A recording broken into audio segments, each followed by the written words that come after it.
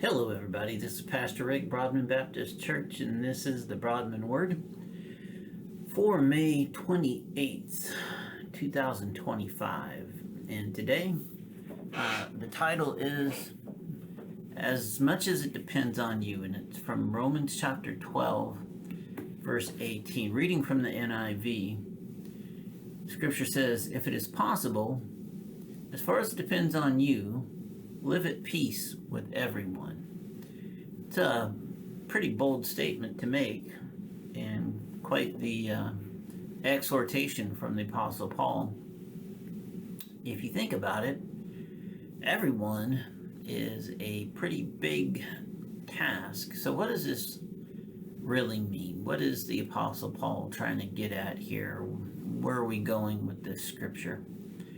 Well, he is writing to the church at Rome, and they are, of course, under Caesar rule, and there's, a multitude of cultures there. They had Jews, Greeks, Christians, had, obviously, Romans, and then, of course, because of the, trade center that Rome was, there's people from all over the world around. So Paul is trying to reach out here to the Roman church and let them know, listen, you're in this multicultural situation. There is a number of conflicts, feasts, festivals, holidays, religious practices. It was against the law in Rome to say anybody except Caesar was God. So Christians had a particularly harsh time. And so Paul here is expressing to them that as far as it depends on you, so if it is possible, first he puts that qualifier out there, if it's possible, because it's not always. We have a belief system. That belief system is based on the express will of God as we know it to be the truth, and that is in our Bible. And so things that run contrary to that are not possible. And then it says, so far as it depends on you, I believe, as far as it depends on you. I'm sure the different translations may have slightly different words.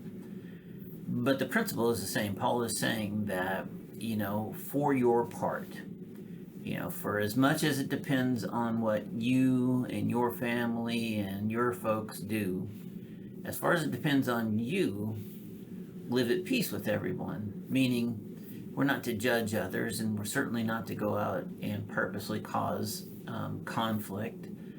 We are not to be oppositional. There is no argument to be made. If you're oppositional, if you're arguing with somebody about Christ, you're not doing correctly. There's nothing to argue about. You are the truth. You are the living example of Christ's redemptive work. And so God doesn't need us to declare truth. He needs us to speak truth, act truth, have faith as if we believe the truth.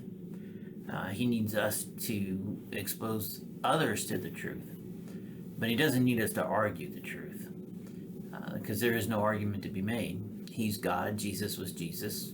The scriptures are the scriptures. They just say what they say, and that's all there is to it. So we don't need to argue. We don't need to be oppositional. We don't need to have, violent demonstrations in the streets. We don't need to be up in the face of politicians. It doesn't mean we don't exercise our rights, and it doesn't mean we don't stand up for what we believe. It doesn't mean we can't address our public servants. Obviously, we can. But we don't do it like the world does it. The world is trying to prove something. The world is arguing over something. The world is being divisive and not wanting peace. They want what they want according to their edicts and their assessment of what is good and well. And so there's where we run into a problem, because we have the truth. They consider it a truth. We know it to be the truth. And we have our hope not in this world of heaven. Other folks have their hope in this world. And so there's a built-in potential for conflict there. And Paul is saying, hey, as far as it depends on you, be at peace. And so we need to do that. what I'm trying to get at to you today is this overall concept of not feeling defensive about Christianity. There is an entire science called apologetics based on proving the gospel, proving the entirety of the Bible, proving God exists, and proving that evolution is not, the way it's said to be. And so, if you want to engage in apologetics, wonderful. But you're still on the side of the truth. You're still not needing to argue anything. You're not needing to be oppositional, and as far as it depends on you, you can be at peace with the truth that you have. And that will then play out from you as peace, and others will see that peace, see the truth, not a truth, your truth, the truth. And they will be able then to connect the dots like, hey, this individual is in fact at peace with the world. He doesn't have the angst, division, upset, and general malaise of the day. Maybe I want to check this out. Maybe I want to see where this comes from. And now the door is open. As you can see, we can then evangelize. So this is a critical point. So far as it is possible, and we draw the line at Scripture. Scripture says this, the world says this. There is no possibility of reconciliation there. You're right. The truth is correct. The world is deceptive, lies, and wrong. Barring those issues where there's a clear biblical place for you to stand, then we just need to be peaceful people. And as far as it depends on us, live at peace with others too.